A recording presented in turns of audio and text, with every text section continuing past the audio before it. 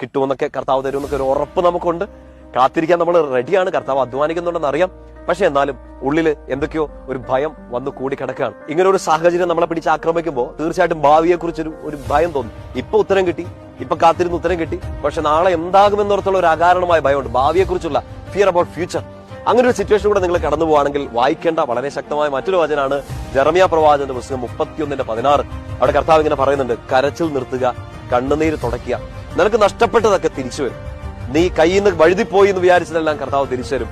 എന്റെ അവസാനം ഇങ്ങനെ പറയുന്നുണ്ട്, നിന്റെ ഭാവി പ്രത്യാശാഭരിതമാണ്. Your future is filled with hope.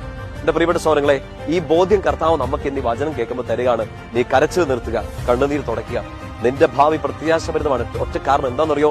നീ കാത്തിരിക്കുന്ന ആർക്ക് വേണ്ടിയിട്ടാണ്? നിനക്ക് വേണ്ടി അധ്വാനിക്കുന്ന ദൈവത്തിന് വേണ്ടി. നീ ഉറപ്പ് കെട്ടിയിരിക്കുന്ന ആരിലാണ്?